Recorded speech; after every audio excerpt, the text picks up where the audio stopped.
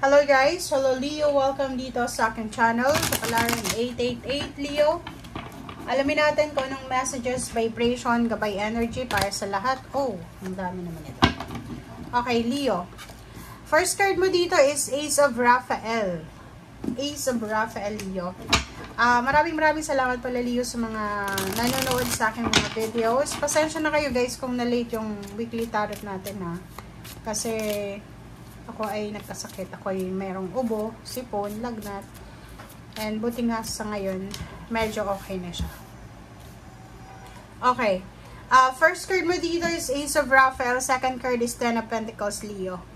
Congratulations sa'yo kasi nandito si Ace of Raphael para ibigay yung renewal, ibigay yung recovery sa kung ano yung nawala sa'yo financially. Dito sinasabi na isang positibo, isang bagong emotional experience, pwedeng bagong kaibigan, bagong kakilala, dating karelasyon, dating kakilala, ang posibleng babalik sa buhay mo. Okay? Nakikita ko sir dito na mas magiging sobrang malakas yung foundation mo, yung connection mo sa Panginoon simula sa ngayon. Nakikita ko rin sa'yo na marami kang magiging kaibigan, marami kang mga tao na makikilala simula sa linggong ito, or by the month of March. Nakikita ko sa'yo dito na marami kang makikilala na pwedeng makatulong talaga sa'yo. Next is Ten of Pentacles, financial to. So, sa linggong ito, nakikita ko na wala kang masyadong pinoproblema sa pera. Parang it's full moon, and posibleng may hawak ka ngayong pera. Siguro, matagal mo tong hinintay, matagal mo tong pinag-pray, matagal mo tong trinabaho. Itong Ten of Pentacles is fulfillment siya. Pwedeng umuutang ka sa bangko, and may date na kung kailan i-release yung inuutang mo. Pwedeng may binibenta ka na sasakyan, bahay, lupa. Basta makakatanggap ka ngayon ng financial completion, abundance, financial result, or financial achievements or satisfaction. Okay, thank you. Leo.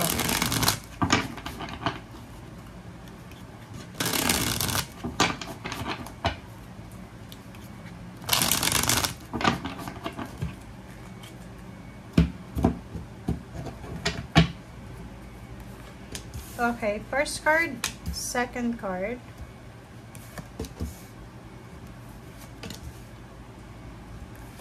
Right. Ang ganda ng baraha mo, Leo.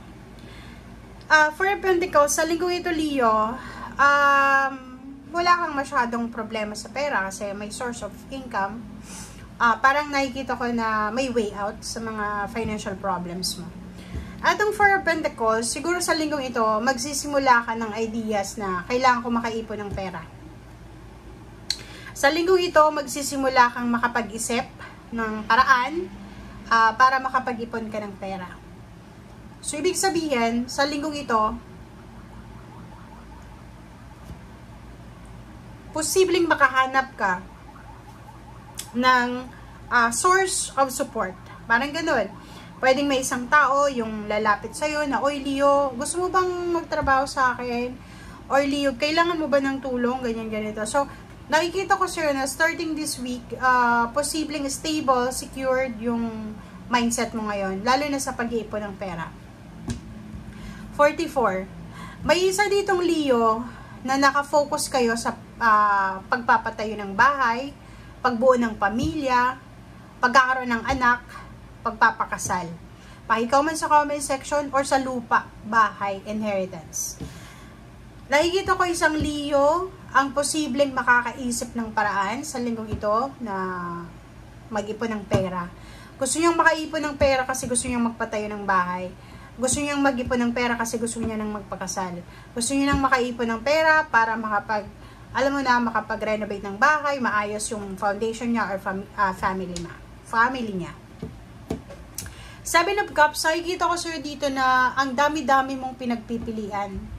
It's either gusto mong yung iba, diba? Parang gusto mong maghanap ng mas mataas na sweldo, magandang trabaho. So, etong Seven of Cups na to is, sinasabi is choice. So, nakikita ko sir dito na marami kang maiisip na paraan para makaipon ng pera, magsimula ng trabaho. And isa sa mga possible na solution dito is umalis, pumuntang ibang bansa, or pwedeng lumipat ng lugar, pwedeng nakatira ka sa probinsya, and siguro yung decision mo is pumunta ng city, kasi city, iba yung sweldo doon, ang rate sa city kaysa sa probinsya.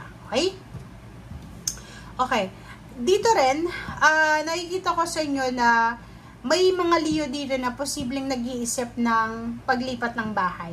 May iba ditong Leo na pinag-iisipan nilang lumipat ng bahay, lumipat ng career, mag-apply ng mas mataas na posisyon sa company. May iba sa inyo ditong talagang iniisip nyo yung foundation. Kung makikita mo, 3 yung force dito. 4, 4, 4. It's stability and balance, diba? So, sinasabi dyan sa'yo, Leo, ng barahan na kung nasaan ka man sa ngayon, nasa Pilipinas, nasa ibang bansa, nasa probinsya, sinasabi ng barahan sa'yo na kung ano yung naiisip mo gawin mo, okay? And you are lucky kasi you are supported, you are loved ng mga tao sa paligid mo, especially may mga guardian angels ka and spiritual helpers na tinutulungan ka or tutulungan ka sa kung ano mang journey ang papasukin mo. Okay? So, kung may goals ka ngayon, may mga gusto kang patunayan sa sarili mo, may mga challenges ka na pinagdadaanan, dito sinasabi na kailangan mong mag-decide ng diretso. Okay? Huwag pa bago-bago yung isip. Okay? So, dito sinasabi ng barahan na makinig ka sa sinasabi ng iyong intuition and make sure na handang-handa ka. Everyday handa ka dapat sa mga posibleng mangyari sa buhay mo. Lalo na doon sa mga nag-a-apply ng trabaho, sa iba na naghahanap ng karelasyon, okay? And foundation to The Emperor, 4 of Wands, 4 of Pentacles. Sinasabi ng barahan na kinakailangan mo starting this week na mag-build ng isang strong foundation bago ka mag-move forward. It's either career, love life, or finances. Okay? Take time, pause. Okay? Basahin natin. Dokumento ba yan? Papeles ba yan? Huwag magmadali. Okay? I-secure mo muna yung foundation. Huwag kang masyadong mag-iisip ng kung anong yung advance ka mag-isip. Doon muna tayo sa kasalukuyan. But, literal, yung parang normal ditong message sa'yo sa 444, okay? Plus, meron kang 6 of Swords, all about success to, abundance, success, transformation, travel, movement. So, sinasabi dyan sa'yo na may paparating sa'yo, Leo, na abundance, success, and wealth. So, nandito si Archangel Raphael para sabihan ka na i-prepare mo yung sarili mo. Prepare yourself para sa kung ano ba to.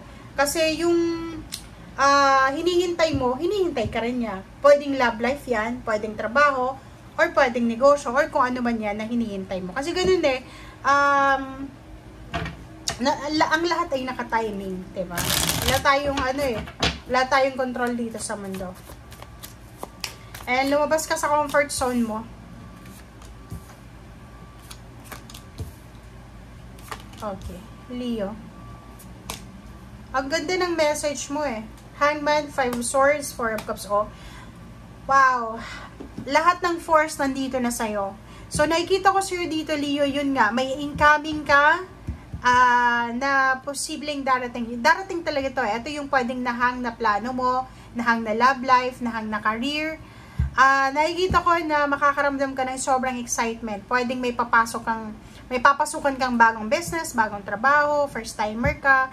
And itong Ace of Pentacles, masasabi din natin tong number 4 to. So, sinasabi ng baraha kung halimbawa na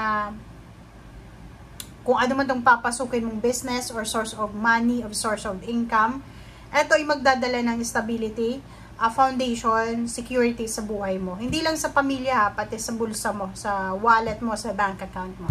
And 4 of Cups, nakikita ko na may isang tao na naghihintay sa'yo na mag-send ka sa kanila ng message, or ikaw ito, naghihintay ka ng tulong, or naghihintay ka ng mga confirmation or anything. 5 of Swords, 5 of Swords, sinasabi ng barahan na may mga bagay-bagay ka na kailangan i-give up para i-give way mo dito sa mga paparating na to. So, for example, sa trabaho, gusto mong maging maunlad yung career mo, but hindi mo gustong i-give up yung, halimbawa, yung lugar. Kung nasa probinsya ka lang, walang assurance dyan na magiging sobrang successful ka, lalo na sa pera, kasi mababa lang yung sweldo. But, kung lilipat ka, lalabas ka sa comfort zone mo, talagang may assurance dito na makukuha mo yung new beginnings para sa pera and sa trabaho. Even love life diba?